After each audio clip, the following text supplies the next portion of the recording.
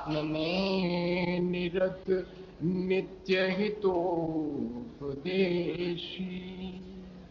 वे पाप ग्रीष्म ऋतु में जलहे सयाने, पूजूं हैं सतत केवल ज्ञान पाने, पूजूं हैं सतत केवल ज्ञान पाने। बोले भगवान महावीर स्वामी की, आचार्य कुंद कुंद स्वामी की, आचार्य गुरुवर विद्यासागर मुनि महाराज की,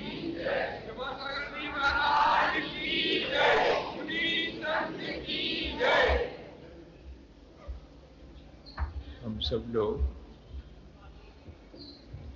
पिछले दिनों से लगातार अपने जीवन के विकास के लिए बहुत सारी बातें सीख रहे हैं। हमारा उद्देश्य एक ही है कि हमारे जीवन में सुख और शांति आए, और सुख और शांति का उपाय एकमात्र ये है कि हम जो चीज जैसी है उसे वैसा समझें। तो हम लोगों के साथ मजा ये है कि जो चीज जैसी है हम उसे वैसा समझते तो हैं, लेकिन उसे वैसा मान नहीं पाते। हम यदि जिस चीज को जैसा जानते हैं उसे अपने अंतरंग में भी वैसा ही स्वीकार कर लें, तो फिर हमारा रास्ता आसान हो जाता है। जानी हुई चीज को अपने जीवन का अनुभव बना लेने के लिए एक प्रक्रिया आवश्यक है। उसी प्रक्रिया का नाम अनुप्रेक्षा है। अनुप्रेक्षा हमें ज्ञान के साथ साथ अनुभव के लिए भी प्रेरित करती है। हम क्रम क्रम से वस्तु की वास्तविकता को जानते जाएं और उसे जीवन में अनुभव में लाते जाएं। इसके लिए अनुप्रेक्षा हमें निरंतर प्रेरणा देती है। दो चीजें अनुप्रेक्षा के साथ और समझनी चाहिए। अनुप्रेक्षा पृथक्करण की प्रक्रिया है। डी यूनियन जिसको कहते हैं, या डिस यूनियन। दो चीजें जो अलग अलग हैं, वे जब इस तरह से मिल जाती हैं कि एक मालूम पड़ने लगे, तब फिर उनको अलग अलग जान करके और अलग अलग करना, ये दोनों काम अनुप्रेक्षा करती है। वो हमें सलाह देती है। हमारी अपनी अज्ञानता की वजह से हमने अपने शरीर को, अपने जो कर्म हैं उनको, सबको अपना ही मान लिया है, और इतने एक मेक हो गए हैं कि हम उनके बीच कोई भेद है ऐसा महसूस ही नहीं कर पाते। जब भी हम सोचते हैं तो अपने शरीर के स्तर पर ही सोचते हैं। ज्यादा होता है तो मन के स्तर पर सोचने लगते हैं, पर मन से भी ऊपर नहीं उठ पाते हैं। अनुप्रेक्षा हमें दोनों बातें एक साथ सिखाती है कि अगर दो अलग अलग चीजें हैं और वे आपस में मिल गई हैं, तो पहली चीज तो ये विश्वास करो कि दोनों अलग अलग हैं, और दूसरी बात, दोनों को अलग अलग करने की कोई प्रक्रिया भी। जल पय ज्यों जिय तन मेला, पे भिन्न भिन्न नहीं भेला, तो प्रकट जुदे धन धामा, क्यों होए मिल एक सूत्र। समझाती है अनुप्रेक्षा। अपन ने पहले समझा था कि वैराग पावन माई, चितवो अनुप्रेक्षा भाई। ये वैराग को उत्पन्न करने वाली माता के समान है अनुप्रेक्षा। तो वो अपने बेटे को क्या सलाह दे रही है कि देखो, जैसे दूध और पानी मिल जाते हैं और जिसने मिलते हुए नहीं देखा है उसको तो यही लगता है कि अलग अलग कहाँ हैं, ये तो दूध ही है, भले ही उसमें पानी मिला हुआ क्यों ना हो। तो वो समझाती है माँ जैसे बेटे को कि ये चीज ऐसी है, ये चीज ऐसी है। ऐसी अनुप्रेक्षा हमको समझा रही कि ये दूध अलग है और जल अलग है, इसी तरह आत्मा अलग है और शरीर अलग है। सारा संसार का विस्तार, सारे संसार का फैलाव अगर किसी वजह से है तो उसका एक ही कारण है, मैं इस शरीर के प्रति अपनी आसक्ति को कम नहीं कर पाता हूं। मेरी शरीर के प्रति आसक्ति मुझे संसार में भटकाती है। नया नया शरीर क्यों मिलता है? क्योंकि हम पुराने शरीर को एक बार पूरी तरह छोड़ नहीं पाते हैं। हमारी शरीर के प्रति कहीं ना कहीं आसक्ति बनी रहती। सारा संसार अगर हम गौर से देखें तो इस शरीर के द्वारा ही विस्तार को प्राप्त हुआ है। सारे संबंध शरीर के हैं। जिससे भी संबंध हमारे हैं, चाहे हमारे माँ हो, चाहे भाई हो, चाहे बहन हो, सारे संबंध अगर देखें तो इस शरीर के ही संबंध हैं। आत्मा से तो आत्मा का ही संबंध होता है, लेकिन हमने शरीर से संबंध बना रखे हैं। डिसयूनियन के लिए हमें सलाह देती अनुप्रेक्षा कि इन दोनों को दो तो मानो कम से कम। इनको अलग अलग नहीं कर पा रहे हो तो कम से कम पृथक पृथक तो मानो दोनों को।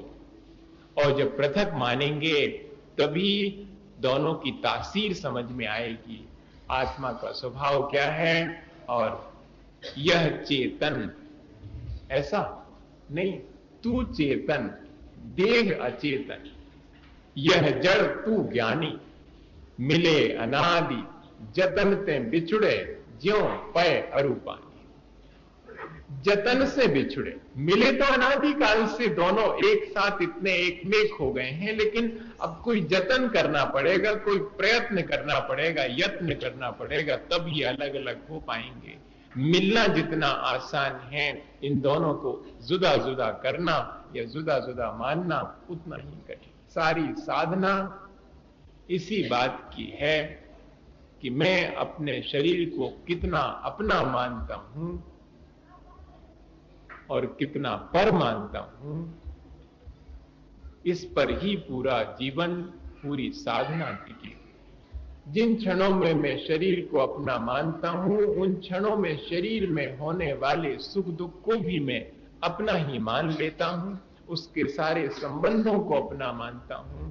और जिस क्षण शरीर को मैं अपने से पृथक मानता हूं, तब उस समय शरीर की उतनी फिक्र नहीं करता जितनी कि अपने परिणाम और अपने आत्मा की फिक्र करता। यही अनुप्रेक्षा हमें सलाह देती है कि ठीक है, शरीर जब तक साथ में लगा है तब तक तो हमारा ही है। अब इसको कहीं उठा करके फिर थोड़ी आएंगे, हमारा नहीं है तो फिर दो, ऐसा नहीं है। पर इसका ठीक ठीक हम उपयोग कर लेंगे अगर हम ये समझ जाएंगे कि ये अलग है और मैं अलग हूं। और एक और काम होता है, एक तो अलग अलग जानने का, और दूसरा जैसे रंगरेज होता है, वो विभिन्न प्रकार के वस्त्रों पर विभिन्न प्रकार के रंग रंग देता है। तब क्या होता है, जो ओरिजिनल रंग है, जो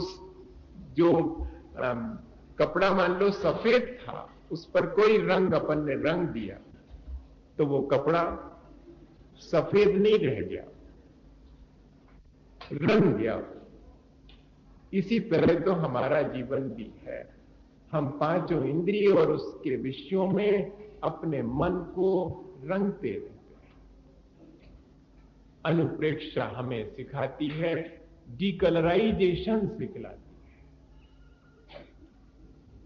हम उन विभिन्न रंगों से, जिनसे कि संसार में हम अपने आत्मा को और अपने मन को रंगते रहते हैं, कहते हैं वो सारे रंग छुड़ाओ और हमारा अपना जो ओरिजिनल, जो हमारा अपना वास्तविक रंग है, उस रंग की पहचान करो। अपना वास्तविक चेहरा क्या है, जब कोई व्यक्ति बहुत सारे चेहरे दूसरे दूसरे लगा लेवे तो कई बार ऐसा होता कि वो स्वयं भी भूल जाता है कि मैं क्या हूं। जैसा चेहरा लगा लेता, जैसा अभिनय उसे करना होता वैसा अभिनय करने लगता है, तो मैं वास्तव में क्या हूं ये भूल जाता है। इसी तरह तो हम लोग भूले हुए हैं कि हमारा अपना वास्तविक स्वरूप क्या है। हम इतने प्रकार के रंग और इतने प्रकार के चेहरे बदल चुके हैं, इतने प्रकार के शरीर धारण कर चुके हैं कि अब हम अपना ओरिजिनल जो स्वभाव है उसको भूल ही गए हैं और उन्हीं में अपना मान करके और पूरा जीवन निकाल देते हैं। जैसा शरीर मिल जाता है वैसा हम अनुभव करने लगे। मैं पुरुष हूं, मैं स्त्री हूं, मैं फला हूं, मैं मां हूं, मैं किसी का बेटा हूं। कितने प्रकार से मैं अपने को मान लेता हूं, लेकिन वास्तव में ये तो सब रंग हैं। जो जैसे कोई रंगरेज सफेद वस्त्रों पर हरा पीला लाल रंग लगा देता है, इसी तरह मैं भी अपने ऊपर जो है सुबह से शाम तक विभिन्न प्रकार के रंग चढ़ाता रहता हूं कि ये ठीक है, फिर थोड़ी देर में दूसरा रंग चढ़ जाता है, तो संसार का रंग चढ़ जाता है तो संसार अच्छा मालूम पड़ने लगता है। और जैसे अपन कहते ना कि महाराज जब आपके पास आए और भगवान की पूजा पाठ करी तो भगवान का रंग थोड़ा सा लग गया, तो भगवान के रंग में रंगे तो जरा दूसरे ढंग का विचार आने लगा, और फिर संसार के रंग में रंगे तो फिर भूल गए। अनुप्रेक्षा क्या करती है, वो कितने भी रंग में आप रंग जाओ लेकिन वो याद दिला देती कि ये तुम्हारा ओरिजिनल नहीं है।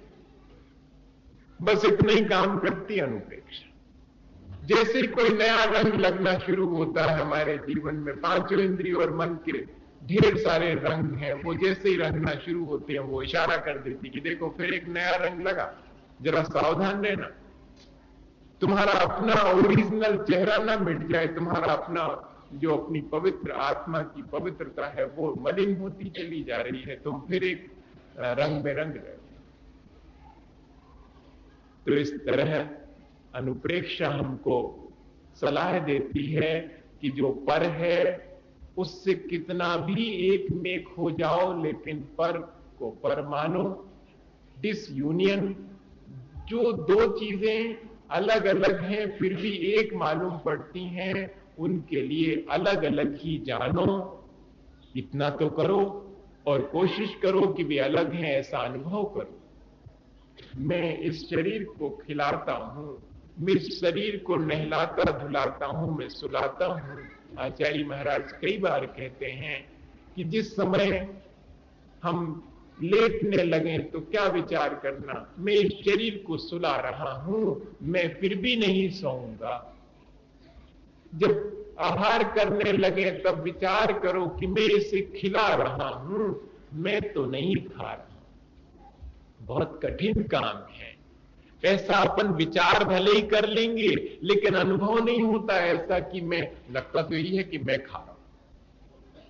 कोई भी कितने भी साधना करने वाला हो, बहुत मुश्किल है कि उसको ये लगे कि मैं नहीं खा रहा हूं, ये तो शरीर खा रहा है। सोचने को सोच सकते, कहने को कह सकते हैं वाणी में और मन में, लेकिन अनुभव में कैसे विरले लोग हुआ करते होंगे कि जिनकी देह भक्षण की जा रही है लेकिन इसके बाद भी वे अपने आत्मा से विचलित नहीं होते हैं। ये है पृथक्करण की प्रक्रिया। अकेले मुंह से कह देना आसान है कि शरीर जुदा है और आत्मा जुदा है, और बारीक चर्चा कर लेना आत्मा की, ये भी बहुत आसान है। लेकिन जिस क्षण शरीर के ऊपर कोई आपत्ति विपत्ति आए उस क्षण अपने को बिल्कुल अलग रखना और शरीर को अलग देखना कि हाँ ये छिज्जदुवा विज्जदुवा निज्जदुवा अहवजादु विप्पल्यम जम्हा तम्हा दुगच्छदु तहा बिन परिग्रहो मच्छ। कुंद स्वामी कहते हैं कि छिद जाए भिद जाए, कोई इसे उठा करके कहीं फेंक आवे, लेकिन मैं अपने भीतर में सजग हूं। देह मेरा परिग्रह नहीं हो सकती है, देह में मेरी आसक्ति नहीं है। देह से अनासक्त होने की प्रक्रिया अगर कोई सिखाता है तो अनुप्रेक्षा सिखाती क्यों? क्योंकि वो हमें हमेशा सजग करती रहती कि देखो फिर तुम फंसे उसमें, फिर तुमने एक नया रंग लगाया, फिर तुमने एक नया संबंध बनाया, ये सारे संबंध उसी के हैं और फिर गड्ढमड्ढ होने वाला है मामला। तुम्हारी निखालिश जो आत्मा है वो फिर मलिन होने वाली है, ऐसा हमें इशारा कर देती है। अनुप्रेक्षा तो दोनों काम करती है, जो पृथक हैं उनको पृथक अनुभव कराती है और जो हमारा अपना वास्तविक रंग नहीं है उस रंग को भी हटाती है, डिकलराइजेशन करती है। हमारे ऊपर चढ़े हुए विभिन्न पांचों इंद्रिय और उनके मन के विषयों के रंगों को हमसे अलग कर देती है और हमें विशुद्ध करने के लिए हमेशा प्रयत्न करती है। यही अनुप्रेक्षा है। अपन ने पिछले दिनों लगभग आधी यात्रा पूरी कर ली है। आज जो है अपने शरीर के बारे में ही हमें विशेष रूप से विचार करने के लिए अनुप्रेक्षा प्रेरित कर रही है। शरीर के बारे में कैसा विचार? पहले ये देख लो कि शरीर के बारे में हम कैसा विचार करते हैं। क्या वो हमारा विचार ठीक है? शरीर के बारे में, शरीर के बारे में हम ऐसा विचार करते हैं कि ये हमको बहुत मुश्किल से मिला है, हमने कोई बहुत पहले साधना करी होगी इसलिए ये देह मिली है। अच्छा, और फिर ये देह मिली है और पांचों इंद्रियां मिल गई हैं, तो फिर अब अपने को ऐसा करना चाहिए कि जब मिली ही है, जब मिली है तो इनसे खूब इनका उपयोग करना चाहिए और खूब आराम से। अब आंख मिली है तो बढ़िया से देखो, मुंह मिला है तो बढ़िया से उससे बोलो, चाहे जो बोलो इससे कोई फर्क नहीं पड़ता, चाहे जो देखो इससे कोई फर्क नहीं पड़ता, बस आंख मिली तो देखो। ऐसा मन में जो है एक दर्शन है जो ये कहता है कि ऋणम कृत्वा घृतम पिबेत भस्मीभूतस्य देहस्य पुनरागमो कुतः। बड़ी मुश्किल में मिली है जा, इसे तुम तो अगर उधार करने पड़े तो उधार कर लो, पैसा ले लो और जितो खुआ पाओ से को खुआ लो। ऋणम कृत्वा घृतम पिबेत, हाँ, यावत जीवेत सुखी जीवे। जब तक जियो अच्छे से जियो, सुखपूर्वक जियो, ऋण भी लेना पड़े तो ले लो, पर इस शरीर के जितने भोग हो सकते हैं वे सब जुटा लो इस जीवन में। फिर मिली कि नहीं मिली कब? अब देखो एक दृष्टिकोण ये है कि फिर ये मिली कि नहीं मिली, ऐसा विचार करके इसके द्वारा भोग भी भोगा जा सकता है। और अनुप्रेक्षा दूसरा विचार देती है कि ऐसा तो कई बार करके देख चुके, कौन आज की नई बात, ये जितनी बार मिली हमने इससे यही तो किया है, लेकिन इससे कोई लाभ नहीं हुआ, इसको कोई संतृप्ति नहीं हुई। अब हम दूसरी प्रक्रिया बताते हैं। अभी मुझे किसी ने बताया कि विदेश में जो है जैन धर्म पढ़ाने के लिए बड़ा नया पैटर्न शुरू किया है उन्होंने, और वो बच्चों को पहले ये पूछते हैं कि तुम कौन हो, तो कोई बता देता है कि मैं ये हूं, मैं उनका लड़का हूं या ऐसा। फिर उसके बाद वो बताते हैं कि अच्छा हम एक बात और तुम्हें बताएं कि तुम जीव भी हो। वो कहते हैं जीव के मायने क्या होता? जीव के मायने होता है जो जानता देखता है। अच्छा, तुम्हें तो जानता देखता हूं, तो देखो तुम जानते देखते हो ना, इसलिए तुम जीव भी हो। तुम और बाकी चीजें तो हो ही, तुम जीव भी। अपने लिए ये आसान है यहां पर कि हम जीव हैं, अपन ने रट लिया है, बच्चों को शुरू से रटा दिया जाता। लेकिन वास्तव में हम देखें, अपना दृष्टिकोण देखें कि हम किस दृष्टिकोण से, तो वही चीज अपन पहले करें कि शरीर को किस दृष्टिकोण से देख रहे हैं, उसकी दुर्लभता का लाभ कैसा ले रहे हैं। एक व्यक्ति तो ऐसा विचार करता है कि शरीर बहुत मुश्किल से मिला है, इसलिए अब जितने पांचों इंद्रियां मिल गई तो उनके जितने प्रकार के भोग हो सकें वो सब भोग लो। और दूसरा व्यक्ति विचार करता है कि अरे बहुत मुश्किल से मिला है, इसलिए इसका सदुपयोग कर लो इस शरीर का। काना पौड़ा पड़ा हाथ ज्यों चूसे तो रोवे, फले अनंत जो धर्म ध्यान की भूमि विषय। दूसरा व्यक्ति अनुप्रेक्षा करने वाला उसी शरीर के बारे में क्या विचार कर रहा है? विचार कर रहा है कि ये तो काना पौड़ा बानर, जिसको अपन कहते गन्ना की, ऐसा वो वाला पोर्शन जिसको कि खाया नहीं जाता है, और अगर कोई खाने की कोशिश भी करे तो दांत वांत सब टूट जाते और रस आता नहीं है। क्या बोलते, बाण तो बोलते हो उसको, बाण, हाँ जो भी बोलते हो। तो वो खाने योग्य, चूसे तो रो है, अगर चूसेगा तो रो नहीं पड़ेगा, कुछ उससे मिलता है नहीं, सारा उसमें मीठा नहीं मिलता। और लेकिन अगर उसी को पीस कर करके और बो दिया जाए तो और बहुत सारे रस युक्त गन्ना निकल आए। इसी तरह ये शरीर है, काना फोड़ा है ये, तो सार नहीं है। अगर इसमें से सार निकालना चाहो तो इसको धर्म ध्यान की भूमि विषय बोवे, इसको अगर धर्म ध्यान में लगा दो तो इसके द्वारा सार निकल आए। कहते हैं पुण्य के फल स्वरूप मिली हुई देह और निरोग इंद्रियां और बुद्धि के कौशल का सदुपयोग कर लेना ही पुण्यानुबंधी पुण्य है, और पुण्य के उदय से मिले हुई निरोग देह और बुद्धि कौशल का पाप कार्यों में उपयोग करना पापानुबंधी पुण्य है।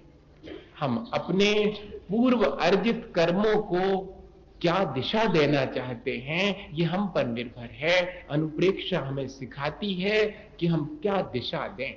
शरीर सबको मिला है, और शरीर जब तक आयु है तब तक हमारे साथ रहेगा। अब क्या करें, इतना घनिष्ठ ये व्यक्ति है, इस घनिष्ठ व्यक्ति से कैसा व्यवहार करें ये हमारे ऊपर है। इसको उठा के कहीं फेंका नहीं जा सकता, इसके बिना काम नहीं चल सकता। शरीर माध्यम खलु धर्म साधनम, शरीर तो पहला साधन है धर्म का। पहला सुख अगर किसी को है तो निरोगी काया का है। इसलिए जो है इस शरीर की भी मुझे फिक्र तो करनी है, लेकिन ऐसा ना हो कि शरीर की फिक्र में जो फिक्र कर रहा है वो ही नष्ट हो जाए। कौन फिक्र करता है शरीर की? मेरे भीतर बैठा हुआ आत्मा उस शरीर की फिक्र कर रहा है। तो जितनी वो शरीर की फिक्र करे उतनी अपनी भी फिक्र करे, बस इतना ही बहुत। तो इस शरीर को हम संभालेंगे, लेकिन क्यों संभालेंगे? क्योंकि मुझे अपने आत्मा के परिणाम संभालना है। अपने आत्म परिणाम अगर बिगड़ते हो तो मुझे शरीर की भी चिंता नहीं है, और इस शरीर की मुझे चिंता है क्योंकि ये मुझे अपने आत्म परिणाम सुधारने में सहयोग करता है। बस इतनी ही इसकी मुझे चिंता रखनी। दुर्जन देह स्वभाव बराबर, मूर्ख प्रीति बड़ा, ऐसा लिखा। मूर्ख देह स्वभाव बराबर, जैसे मूर्ख आदमी का स्वभाव है उसको बदला नहीं जा सकता, और उसकी संगति करो तो सिवाय तकलीफ के कुछ नहीं मिलता। ऐसे ही कह रहे कि मूर्ख देह स्वभाव बराबर नहीं, दुर्जन देह स्वभाव बराबर। दुर्जन आदमी जैसे दुर्जन की संगति करो तो उससे कुछ नहीं मिलता, इसी तरह देह तो दुर्जन के समान है, और कोई मूर्ख हो जो इसे प्रीति बढ़ावे। कहते मूर्ख, ऐसा कह रहे हैं आचार्य भगवंत कि जो इससे प्रीति रखे वो मूर्ख तो है ही। ऐसा विचार कौन कर सकता है? वास्तविकता का विचार करने वाला, अनुप्रेक्षा करने वाला व्यक्ति। और 24 घंटे देखो, अपन इतनी देर बैठे उतनी देर अकेले नहीं। जब शरीर की सेवा टहल करने का अवसर आवे उसी समय, जब हाथ मुंह धोने का बार बार मन होवे तब कह रही फिर वही बात, अच्छा चलो धो लो अब लेकिन अभी तक वो पाई उजड़ी भैया बेटा, बहुत तो धोई, कभी नहीं हो पाई। ज्यों धोवे त्यों मैली, और निस्दिन करे उपाय देह का रोग दशा फैले। रोज उपाय करते हैं, रोज क्षुधा की वेदना तो रोज है, इससे बड़ा रोग तो कोई और नहीं है। सबसे बड़ा रोग तो रोज भूख लगती है, अब भाई चलो इसको दिला के आओ, और जरा इसके मन का न होवे तो ये नाराज है, काम नहीं करती बिल्कुल। हाँ, ऐसा इसको कहते हैं, इसलिए कहते दुर्जन है ये।